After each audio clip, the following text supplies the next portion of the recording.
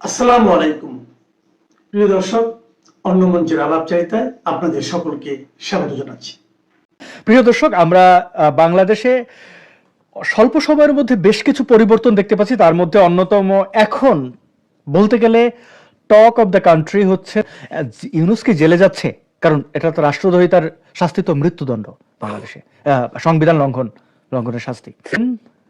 আমাদের রাষ্ট্রপতি চুপ্পু সাহেব তিনি কি বলেছেন গতকাল সকাল থেকে একটি আলোচনা দেখা যাচ্ছে, কালের কণ্ঠের একটি সাক্ষাৎকার, যে সাক্ষাৎকারের শিরোনাম আপনারা দেখতে পাচ্ছেন এখানে লেখা রয়েছে যে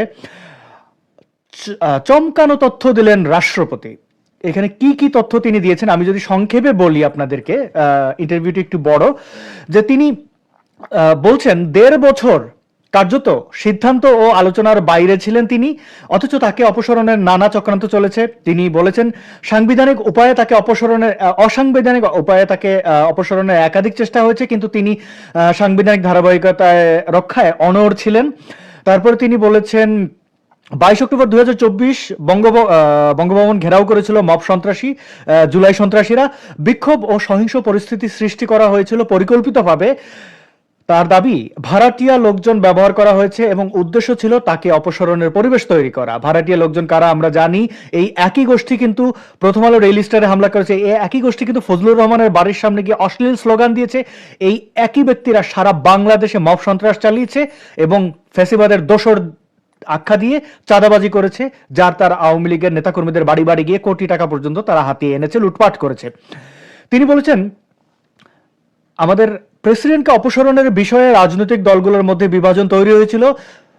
বিএনপি ও তাদের জোট প্রেসিডেন্টের পক্ষে অবস্থান নেওয়ায় অসাংবিধানিক অপসারণের বিরোধিতা হয়, অর্থাৎ সেটি ইউনূস বা মব সরকার তাকে অপসারণ করতে সক্ষম হয়নি। অন্তর্বর্তী সরকারের পক্ষ থেকেও তাকে সরিয়ে একজন সাবেক প্রধান বিচারপতিকে বসানোর অসাংবিধানিক উদ্যোগ নেওয়া হয়েছিল, তবে তার সংশ্লিষ্ট বিচারপতি রাজি হননি। তিনি আরো জানিয়েছেন যে 3 বাহিনীর প্রধানরা তাকে সমর্থন দিয়েছে এবং অসাংবিধানিক পদক্ষেপে তারা অংশগ্রহণ করবে না বলে জানিয়েছিলেন। প্রধান উপদেষ্টা বা এই মবের ওস্তাদ মোহাম্মদ ইউনূস রাষ্ট্রপতির সঙ্গে নিয়মিত সমন্বয় করেননি। বিদেশ সফর শেষে সংবিধান অনুযায়ী রাষ্ট্রপতিকে অবহিত করেননি। এরপরে জানিয়েছেন যে যুক্তরাষ্ট্র সহ বিভিন্ন রাষ্ট্রীয় চুক্তির বিষয়ে তাকে জানানো হয়নি। তার বিদেশ সফর আটকে দেওয়া হয়েছে, যেমন কসোভো ও কাতারের আমন্ত্রণে যেতে দেওয়া হয়নি। বিশ্বজুড়ে বাংলাদেশ হাই কমিশন গুলো থেকে তার ছবি সরিয়ে ফেলা হয়েছে, যা তিনি অপমানজনক ও অপসারণ প্রক্রিয়ার অংশ বলে মনে করেছেন। বঙ্গভবনের প্রেস উইং প্রত্যাহার করা হয়েছে, ফলে তিনি গণমাধ্যমে বক্তব্য বা আনুষ্ঠানিক বার্তা দিতে বাধাগ্রস্ত হয়েছেন। জাতীয় দিবসে রাষ্ট্রপতির বাণী প্রকাশ বন্ধ রাখা হয়েছিল, যা তিনি ইচ্ছাকৃতভাবে তার জনসংযোগ যেটা বা জনসম্মুখ উপস্থিতি সীমিত করার অপচেষ্টা হিসেবে দেখেছেন। এই দীর্ঘ ইন্টারভিউর সারমর্ম আমি বলার চেষ্টা করলাম বা সারাংশ বলার চেষ্টা করলাম। আপনারা এই ইন্টারভিউটি পড়ে দেখতে পারেন, ইউটিউবের ডেসক্রিপশনে এটি দেওয়া থাকবে। এবার জামাতে ইসলামীকে দেখলাম, তাদের ওপর এবং ভেতরটা কিরকম আমরা সবাই জানি। মোটামুটি তারা জান্নাতের টিকিট বিক্রি করেও জয়ী হতে পারেনি কোনোভাবেই, মানে ভরাডুবি তাদের হয়েছে। তো এই জামাত ব্যাক্ট ইউনূস সে যে রাষ্ট্রপতিকে স্বয়ং এইভাবে বন্দি করে রাখলো, কার্যত তিনি এখন মুক্তি পেয়েছেন জেলখানা থেকে। রাষ্ট্রপতি তার অভিব্যক্তিতে এটাই স্পষ্ট করেছেন ইউনূস কি জেলে যাচ্ছে, কারণ এটা তো রাষ্ট্রদ্রোহিতার শাস্তি তো মৃত্যুদণ্ড বাংলাদেশে, সংবিধান লঙ্ঘনের শাস্তি। মোহাম্মদ ইউনূসের অন্তর্বর্তী সরকারের সময় দুর্দণ্ড প্রতাপের সঙ্গে দাপিয়ে বেড়ানো মোহাম্মদ তাজুল ইসলামকে আন্তর্জাতিক অপরাধ ট্রাইব্যুনাল বা আইসিটির প্রধান কৌঁসুলির পদ থেকে সরিয়ে দেওয়া হয়েছে। নতুন চিফ প্রসিকিউটর হিসেবে নিয়োগ পেয়েছেন মোহাম্মদ আমিনুল ইসলাম। আইন, বিচার ও সংসদ বিষয়ক মন্ত্রণালয় থেকে সোমবার এক প্রজ্ঞাপনে এই তথ্য জানানো হয়েছে। আইন বিশেষজ্ঞরা মনে করেন এই পরিবর্তনের মধ্য দিয়ে আইসিটিতে যে স্বার্থের দ্বন্দ্ব নিয়ে জুলাই হত্যাকাণ্ডের বিচার শুরু হয়েছিল সেটি থেকে খানিকটা রেহাই পেল। কারণ বিগত আওয়ামী লীগ সরকার আমলে একই আদালতে চলা মামলাগুলোতে তাজুল ইসলাম ছিলেন আসামি পক্ষের আইনজীবী। ক্ষমতার পালা বদলে তাজুল ইসলাম রাতারাতি হয়ে যান রাষ্ট্রপক্ষের আইনজীবী। তাজুল ইসলামকে সরিয়ে দেওয়া হলেও প্রসিকিউশনে এখনো অনেক আইনজীবী আছেন যারা যুদ্ধাপরাধীদের আইনজীবী ছিলেন। দেশি বিদেশি নানা সংস্থা এমনকি সংবাদ মাধ্যমেও এই স্বার্থের দ্বন্দ্ব নিয়ে প্রশ্ন উঠলে অন্তর্বর্তী সরকার ছিল নীরব দর্শকের ভূমিকায়।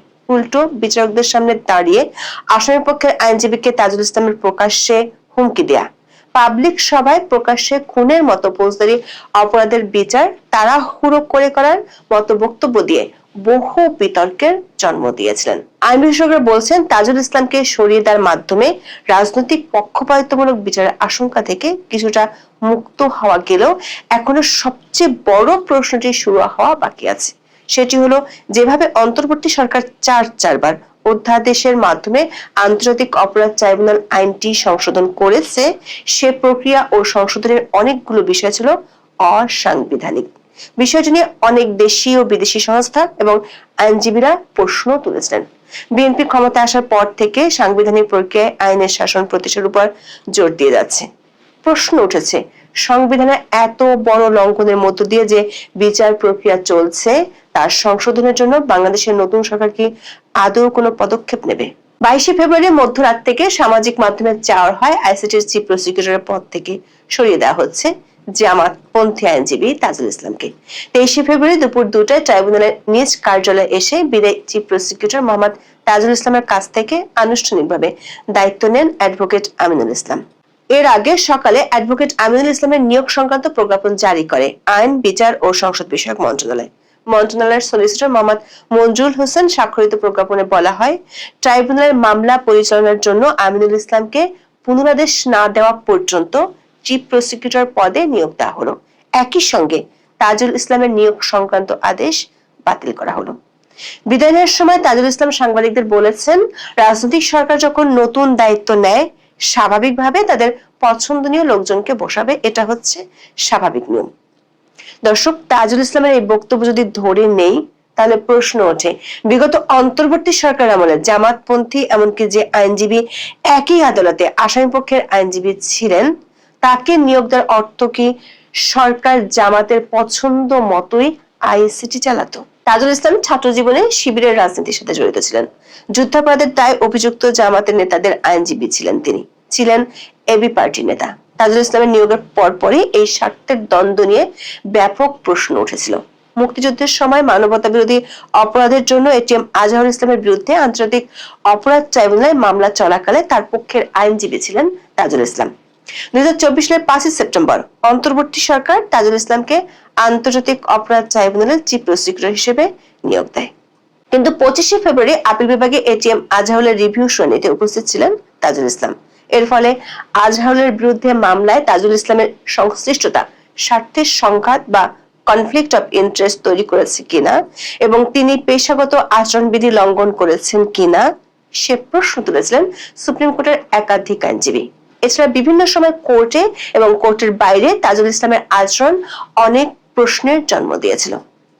গত বছরের 23 November chief prosecutor Tajul Islam আসামি পক্ষের আইনজীবী নাজনীন নাহারকে উদ্দেশ্য করে সরাসরি বলেছিলেন, চুপ থাকুন, কথা বলবেন না, আপনিও আসামি হতে পারেন। এরপর তিনি যোগ করেন, নাজনীনের বিরুদ্ধে বিভিন্ন জায়গা থেকে অভিযোগ পাওয়া যাচ্ছে। চিফ প্রসিকিউটরের এমন খবর গণমাধ্যমে প্রকাশ হওয়ার পর আদালত পাড়ায় এ নিয়ে ব্যাপক আলোচনা শুরু হয়েছিল। আন্তর্জাতিক আইনের মানদণ্ড অনুযায়ী এটি ছিল একটি হুমকি, যার স্থান কোনো আদালতে থাকতে পারে না। 1973 সালে আন্তর্জাতিক অপরাধ ট্রাইব্যুনাল আইনের 17 অনুচ্ছেদের 2 নম্বর ধারা অনুযায়ী আসামির আত্মপক্ষ সমর্থনের জন্য আইনজীবী সহায়তা পাওয়ার অধিকার রয়েছে। গত বছর 31 আগস্ট দেয়া তাজুল ইসলামের এক বক্তব্যের কারণে আইসিটির বিচার প্রক্রিয়ার স্বচ্ছতা নিয়ে প্রশ্ন ওঠে। ঢাকায় 31 আগস্ট এক অনুষ্ঠানে তিনি বলেন, আগামী নির্বাচিত সরকার জুলাই আন্দোলনে সংগঠিত অপরাধ এবং গুম খুন সহ আওয়ামী লীগ সরকারের শাসনামলে সংগঠিত মানবতা বিরোধী অপরাধের বিচার প্রক্রিয়া নিয়ে অগ্রসর হবে কিনা সেজন্য তাড়াহুড়ো করতে হচ্ছে। ফলে যতটা নিখুঁতভাবে এই কাজটা করা দরকার ছিল তা তারা হয়তো করতে পারবে না, অনেক বেশি হ্রাস করতে হচ্ছে বলে মন্তব্য করেছিলেন তিনি। এছাড়া বুলেটের মাধ্যমে চুলে আগুন ধরিয়ে দেওয়ার মতো অদ্ভুত যুক্তিও তিনি শুনানিতে দিয়েছিলেন। তাজুল ইসলামের একটি দলের সাথে জড়িত থাকা এবং দলটির কয়েকজন নেতার বিরুদ্ধে একই আদালতে দায়ের হওয়া মামলার আইনজীবী হওয়ার কারণে জুলাই হত্যাকাণ্ডে অভিযুক্তদের বিচারের স্বচ্ছতা নিয়ে নানা মহল থেকে প্রশ্ন উঠেছিল। যেমন গত 2রা ফেব্রুয়ারি টিআইবির এক রিপোর্টে আন্তর্জাতিক অপরাধ ট্রাইব্যুনালে নিয়োগ পাওয়া বিচারক ও কৌশলীদের দক্ষতা, অভিজ্ঞতা ও রাজনৈতিক সংশ্লিষ্টতা নিয়েও উদ্বেগ জানানো হয়েছিল। টিআইবির দেওয়া তথ্য অনুযায়ী আন্তর্জাতিক অপরাধ ট্রাইব্যুনালে এ পর্যন্ত 450টি অভিযোগ দায়েরের তথ্য তুলে ধরে প্রতিবেদনে বলা হয়েছে, এর মধ্যে মামলা হয়েছে 45টি। এসব মামলায় শেখ হাসিনা সহ 209 জনকে আসামি করা হয়েছে, গ্রেপ্তার করা হয়েছে 84 জনকে। বর্তমানে ট্রাইব্যুনালে 12টি মামলা বিচারাধীন, যেখানে আসামির সংখ্যা 105 জন। বিশেষজ্ঞরা মনে করেন তাজুল ইসলামকে সরিয়ে দেওয়ার কারণে স্বার্থের দ্বন্দ্ব থেকে আপাতত রেহাই পেল ট্রাইব্যুনাল। যদিও প্রসিকিউশন টিমের কয়েকজন সদস্য এখনো রয়ে গেছেন যারা একসময় যুদ্ধাপরাধীদের পক্ষে মামলা লড়েছেন। নতুন চিফ প্রসিকিউটর দায়িত্ব নিয়ে বলেছেন, যারা প্রকৃত অপরাধী নয় এমন কেউ প্রসিকিউশনের মাধ্যমে কোনো হয়রানির শিকার হবেন না।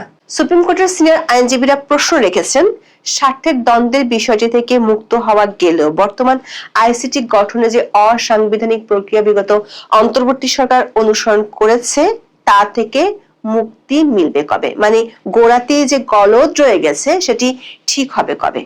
দর্শক, 2024 সালের 15 আগস্ট দৈনিক প্রথম আলোতে প্রকাশিত খবরে বলা হয়, ওই বছরের 1 জুলাই থেকে 15 আগস্ট পর্যন্ত ছাত্র জনতার আন্দোলনে সংগঠিত হত্যাকাণ্ডের বিচার আন্তর্জাতিক অপরাধ ট্রাইব্যুনালে করার সিদ্ধান্ত নেয় অন্তর্বর্তী সরকার। সে লক্ষ্যে আইন মন্ত্রণালয় 1973 সালের আইনটিতে 19টি ধারায় সংশোধনী এনে সরকার 2024 সালের 24 নভেম্বর এ সংক্রান্ত অধ্যাদেশ জারি করে। তখনই প্রশ্ন উঠেছিল, যে প্রক্রিয়া আইনটি সংশোধন করা হয়েছে তার সংবিধান সম্মতভাবে করা হয়নি। শেখ হাসিনা সরকারের পতনের পর 2024 সালের 6 আগস্ট রাষ্ট্রপতি মোহাম্মদ শাহাবুদ্দিন সংসদ ভেঙে দেন। এ কারণে 6 আগস্টের পর থেকে বাংলাদেশের অন্তর্বর্তীকালীন সরকারের আইন প্রণয়নের কোনো ক্ষমতা ছিল না, ছিল রাষ্ট্রপতির অধ্যাদেশ জারির ক্ষমতা। সংবিধানের 93 অনুচ্ছেদের 1 নম্বর ধারায় বলা হয়েছে, সংসদ ভেঙে যাওয়া অবস্থায় অথবা অধিবেশন না থাকলে রাষ্ট্রপতির কাছে সন্তোষজনকভাবে প্রতীয়মান হলে তিনি অধ্যাদেশ প্রণয়ন ও জারি করতে পারেন। তবে এই ধারাতে কিছু শর্ত দেয়া আছে। এখানে 3টি শর্ত দেয়া আছে। শর্ত 3টির মূল কথা হলো, সংসদ না থাকলে রাষ্ট্রপতি এমন কোনো অধ্যাদেশ করতে পারেন না যেটি সংবিধানের অধীন সংসদের আইন দ্বারা আইনসঙ্গতভাবে করা যায় না, এবং সংবিধানের কোনো বিধান পরিবর্তিত বা রহিত হয়ে যায়। অর্থাৎ সংসদ না থাকলে সংবিধানের 93 অনুচ্ছেদ অনুযায়ী রাষ্ট্রপতির অধ্যাদেশ জারির ক্ষমতার সীমাবদ্ধতা আছে। মানে রাষ্ট্রপতি চাইলেই সব বিষয়ে অধ্যাদেশ জারি করতে পারেন না। স্পষ্টভাবে বললে 2টো বিষয়ে রাষ্ট্রপতি অধ্যাদেশ জারি করতে পারেন না। একটি হলো সাংবিধানিক কোনো বিধান পরিবর্তন করতে পারেন না, আরেকটি হলো এমন কোনো অধ্যাদেশ জারি করতে পারেন না যেটি সংসদীয় আইনের স্থায়ী বিকল্প হিসেবে কাজ করে। অন্তর্বর্তী সরকার 2024 সালের 24 নভেম্বর যে অধ্যাদেশটি জারি করেছে সেখানে বলা হয়েছে সংশোধনীটি 2009 সালের 6 জানুয়ারি থেকে কার্যকর হবে। আইনের ভাষায় একে বলা হয় রেট্রোঅ্যাক্টিভ এফেক্ট, অর্থাৎ পূর্ববর্তী প্রভাব সহ অধ্যাদেশটি জারি করা হয়েছে। এখানে অধ্যাদেশটি সংবিধানের 93 অনুচ্ছেদের বিধানের সঙ্গে সাংঘর্ষিক। সংবিধানের 3য় ভাগে 26 থেকে 47 অনুচ্ছেদে মৌলিক অধিকারগুলো তুলে ধরা হয়েছে। সংবিধানের 7 নম্বর অনুচ্ছেদের খ ধারা অনুযায়ী কোন অধ্যাদেশ দিয়ে সংবিধানের 3য় ভাগের কোন অনুচ্ছেদ বাতিল এবং এর বিরোধী কোনো কিছুই রাষ্ট্রপতি জারি করতে পারেন না। আমাদের বিশ্লেষণ হলো, আন্তর্জাতিক অপরাধ ট্রাইব্যুনাল আইনের সংশোধনের জন্য 2024 সালের 24 নভেম্বর যে অধ্যাদেশ জারি করা হয়েছে সেটি সংবিধানের মৌলিক অধিকারের 35 অনুচ্ছেদের 1 নম্বর ধারার সুস্পষ্ট লঙ্ঘন। ধারাটিতে বলা হয়েছে, অপরাধের দায়যুক্ত কার্য সংগঠনকালে বলবৎ ছিল এমন আইন ভঙ্গ করার অপরাধ ছাড়া কোনো ব্যক্তিকে দোষী সাব্যস্ত করা যাবে না, এবং অপরাধ সংগঠনকালে বলবৎ সেই আইন বলে যে দণ্ড দেয়া যেতে পারত তাকে তার বেশি বা তার থেকে ভিন্ন দণ্ড দেয়া যাবে না। আইসিটি আইনের সবশেষ সংশোধনী অনুযায়ী 2009 সালের 6 জানুয়ারি থেকে বিগত আওয়ামী লীগ সরকারের আমলে হওয়া গুম খুনের ঘটনা ও জুলাই হত্যাকাণ্ডগুলো বিচার এই আইনের অধীনে করা যাবে। অথচ সংবিধানের 35 অনুচ্ছেদের 1 নম্বর ধারা বলছে, যেহেতু এটি মৌলিক অধিকার তাই অপরাধ সংগঠনের সময় যে আইন ছিল সে আইন দিয়ে বিচার করতে হবে। 1973 সালে আন্তর্জাতিক অপরাধ ট্রাইব্যুনাল আইনটি প্রণীত হয়েছিল। আন্তর্জাতিক আইনের অধীনে 1971 সালের মহান স্বাধীনতা যুদ্ধে গণহত্যা, মানবতা বিরোধী অপরাধ, যুদ্ধাপরাধ এবং অন্যান্য অপরাধের জন্য ব্যক্তিদের আটক, বিচার ও শাস্তি দেওয়ার জন্য। যুদ্ধাপরাধীদের বিচারের জন্য বিগত আওয়ামী লীগ সরকার 2009 ও 2013 সালে আইনটি সংশোধন করেছিল। সেই সংশোধনী পাশ হয়েছিল সংসদে, কিন্তু সংবিধানের মৌলিক মানবাধিকার অনুচ্ছেদের সাথে সাংঘর্ষিক কোন সংশোধনী অধ্যাদেশের মাধ্যমে করা সম্ভব নয়। সেটি করতে হলে অবশ্যই সংসদের মাধ্যমে করতে হবে। বিশেষজ্ঞরা মনে করছেন সেই হিসেবে অন্তর্বর্তী সরকার আইসিটি আইনের সংশোধনীর যে অধ্যাদেশ জারি করেছিল তা দিয়ে 2024 সালের 24শে নভেম্বর থেকে সংগঠিত একই ধরনের অপরাধের বিচার করা সম্ভব। তার আগের অপরাধগুলোর বিচার করলেও আদালতের রায় দেওয়ার এখতিয়ার নিয়ে প্রশ্ন। আইনজীবীরা মনে করেন অন্তর্বর্তী সরকার অধ্যাদেশ প্রণয়ন করতে পারেন, কিন্তু সাংবিধানিক বিধান বা মৌলিক আইন প্রণয়নের কাঠামো সংশোধন, বাতিল বা অগ্রাহ্য করার ক্ষমতা তাদের নেই। ট্রাইব্যুনালের এখতিয়ার নিয়ে 2025 সালের 20শে জানুয়ারি জিয়াউল হাসানের পক্ষে তার আইনজীবী আদালতে চ্যালেঞ্জ করেছিলেন। সেখানে অনেকগুলো ইস্যুর পাশাপাশি এই বিষয়টিও আদালতের নজরে আনা হয়েছিল। তবে আন্তর্জাতিক অপরাধ আদালত এ ধরনের আপিল শোনার এখতিয়ার তাদের নেই বলে রিটটি বাতিল করে দেয়। আইনজীবীরা বলছেন আইনের ভাষায় এটাকে বলা হয় ডক্ট্রিন অফ কলারেবল লেজিসলেশন বা ফ্রড অন দ্য কনস্টিটিউশন বা সংবিধান জালিয়াতির মতবাদ। আইনজীবীরা বলছেন 1973 সালে আইনটি করা হয়েছিল 71-এর স্বাধীনতা যুদ্ধের সময় সংগঠিত অপরাধগুলোর বিচারের জন্য।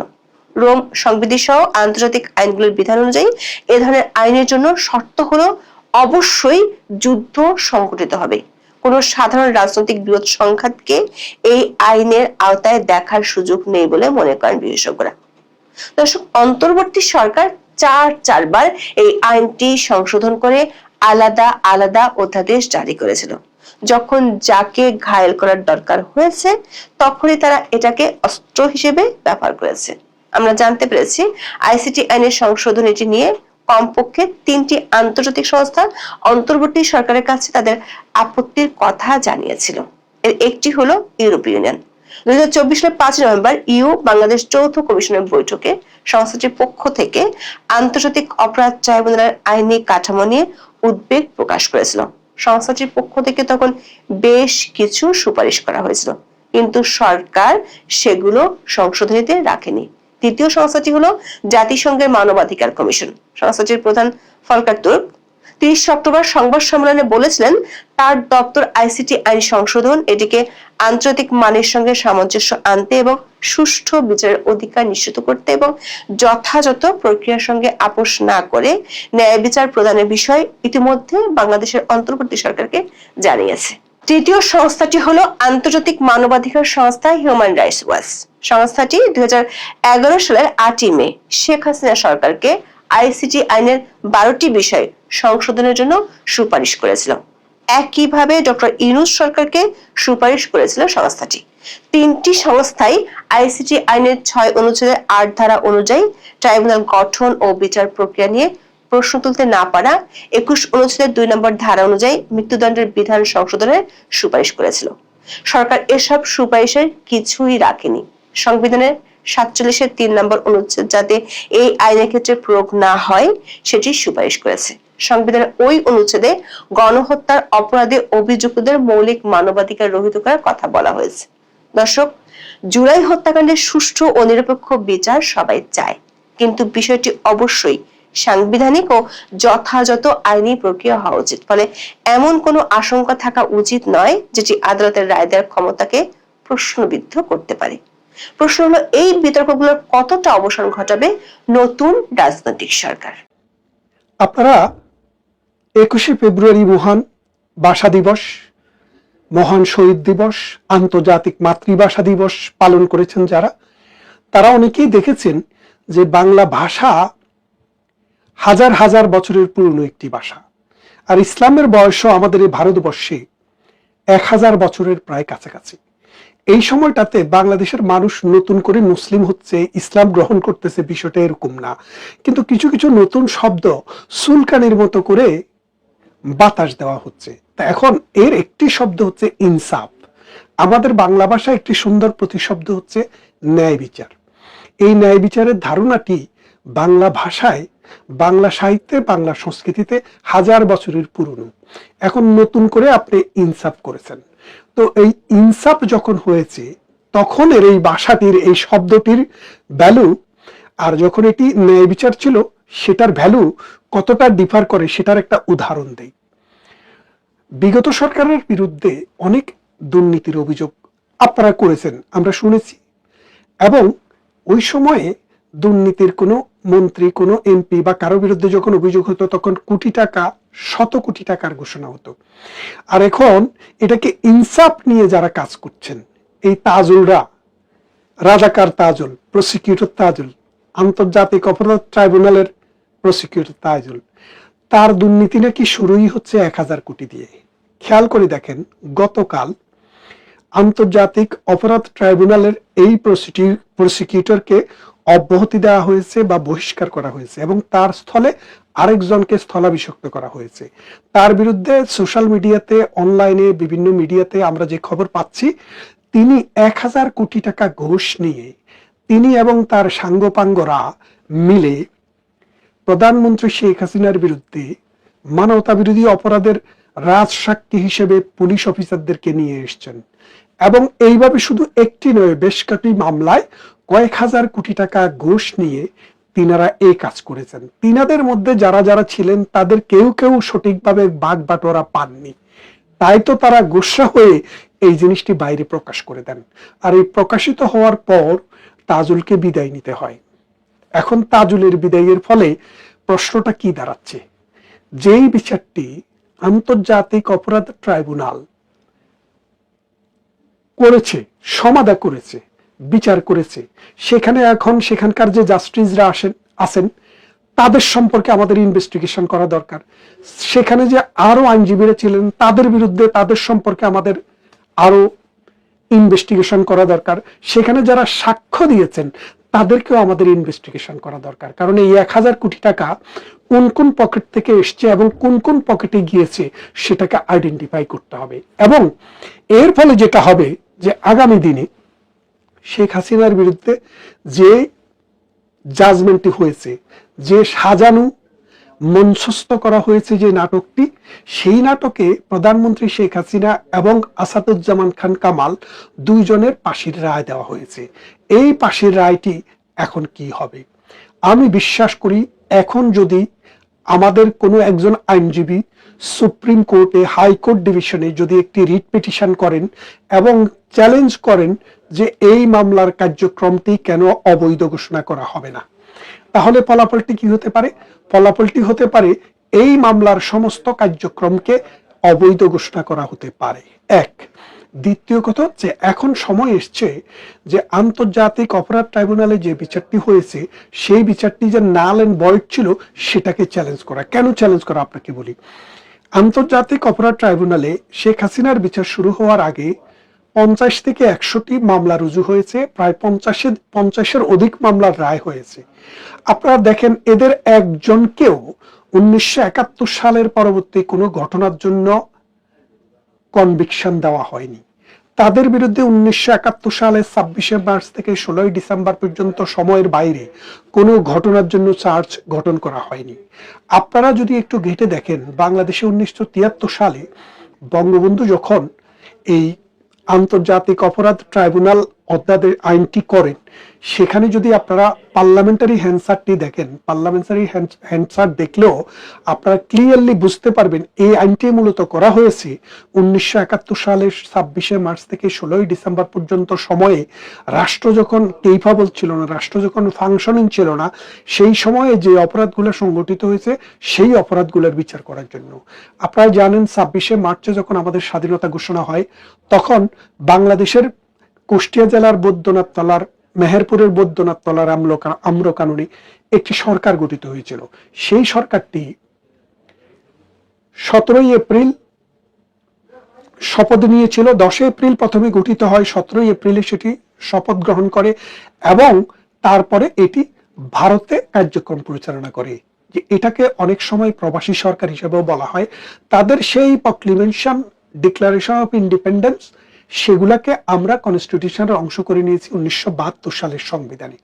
তাহলে খেয়াল করে দেখেন, আমাদের একটি সরকার গঠিত হয়েছিল, রাষ্ট্র আমরা ডিক্লারেশন দিয়েছি, কিন্তু রাষ্ট্রটিকে স্বাধীন করার জন্য, মুক্ত করার জন্য আমরা 9 মাস যুদ্ধ করার পর 1971 সালের 16 ডিসেম্বরে আমরা রাষ্ট্রের সার্বভৌমত্ব অর্জন করি। তার মানে আমাদের সার্বভৌম ক্ষমতা ছিল না 1971 সালের 16 ডিসেম্বরের আগ পর্যন্ত।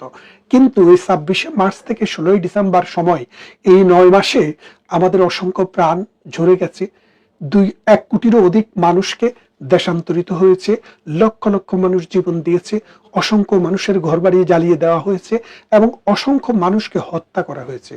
ওই সময়ে যেহেতু পাকিস্তানি জান্তা সরকার, পাকিস্তানি দখলদার সরকার ক্ষমতায় ছিল, আমাদের পক্ষে সেই বিচারগুলো করা সম্ভব হয়নি। তাই আমরা 1973 সালে এই আইনটি করেছিলাম যে সেই সময় মানুষ যে জাস্টিস পায় নাই, মানুষের উপরে যে অমানবিক মানবাধিকার লঙ্ঘনের যে ঘটনাগুলো ঘটেছে সেগুলো বিচার করার জন্য। তাই তো 1973 সালের আন্তর্জাতিক অপরাধ আইনের যে ট্রাইব্যুনাল আইন, যেটি সে আইনে 1971 পরের কোনো ঘটনার বিচার চলে না। যদি করতে হয় তাহলে সেটা পার্লামেন্টে নতুন করে একটি অ্যাক্ট করে সেই বিচারটা করতে হবে। তাছাড়া বাংলাদেশে যে হত্যা, দর্শন, গুম, খুন এইসবের বিচার করার জন্য আমাদের পেনাল কোড ফাংশনিং, আমাদের সরকার ফাংশনিং, আমাদের হাইকোর্ট ফাংশনিং, আমাদের অর্গানগুলা ফাংশনিং। তাহলে শেখ হাসিনার সরকার যখন 5 আগস্ট 2024 সালে ক্ষমতা ত্যাগ করে, তখন তাদের বিচার করার জন্য ডক্টর ইউনূসের সরকার ছিল। তাহলে সেই সরকার কেন 1973 সালের আন্তর্জাতিক অপরাধ দমন আইনকে তাদেরকে মৃত্যুদণ্ডের রায় দেওয়ার জন্য ব্যবহার করবে? এটা হচ্ছে টোটাল একটা পারপাসিভ এবং ভিন্ডিকটিভ মেন্টালিটির একটি লক্ষণ। এখন আমরা দেখলাম সেটা করতে গিয়ে সরকার শুধু আওয়ামী লীগকে একিউজড করেনি, তারা কোটি কোটি টাকাও বানিয়েছে। এই যে 1000 কোটি টাকা, এই 1000 কোটি টাকার ভেতরে ডক্টর ইউনূস এবং তার সাঙ্গপাঙ্গরা কত পেয়েছে সেটারও একটা দলিল আসা দরকার, সেটারও একটা হিসাব আমাদের পাওয়া দরকার। আসুন, আমরা শুধু ডক্টর ইউনূস নয়, শুধু এই রাজাকার তাজুল নয়, রাজাকার কেন বলছি, সে তো রাজাকারদের অ্যাডভোকেট, সে তো রাজাকার যতগুলার ফাঁসি হয়েছে তার বেশিরভাগের অ্যাডভোকেট ছিল। যখনই ক্ষমতার পালা বদল হয়েছে, রাজাকাররা ডক্টর ইউনূসের মাধ্যমে যখনই রাষ্ট্র ক্ষমতা দখল করেছে, তখনই সে কিন্তু কাদের পক্ষে গেল? রাজাকারদের পক্ষ হয়ে ওই মুক্তিযোদ্ধাদের বিরুদ্ধে গিয়ে কামাল ভাইয়ের মতো, জননেত্রী শেখ হাসিনার মতো মানুষের বিরুদ্ধে শত কোটি টাকা নিয়ে মিথ্যা সাক্ষ্য হাজির করেছে এবং সেটি এখন মানুষের কাছে দৃশ্যমান। এই সন্ত্রাসীদের, এই 71-এর পরাজিত শক্তিদের আমরা এই মাটিতে, এই দেশে আবারও বিচারের মুখোমুখি করব। আসুন সবাই সমস্বরে আমরা দাঁড়াই যে এই অত্যাচারের বিচার, এই নির্যাতনের বিচার, এই মিথ্যা আদালতের বিচার এই জমিনেই হতে হবে। এবং আপনারা খেয়াল করে দেখেন, আমি শুরুতে যে কথাটি বলছিলাম, আজকাল বাংলাদেশকে 1971 সালে আমাদেরকে নতুন করে মুসলমান করতে চেয়েছিল পাকিস্তানিরা। উর্দু ভাষাকে 52 সালে আমাদের উপরে চাপিয়ে দেওয়ার চেষ্টা করেছিল ইসলামী ভাষা বলে, কারণ হরফটা আরবি কিন্তু সত্যিকার অর্থে ভাষাটা আরবি ছিল না। তারপরও এই ধর্মন্ধ গোষ্ঠী আমাদের উপরে ধর্ম দিয়ে শোষণ করার চেষ্টা করেছিল। ঠিক এখন যখন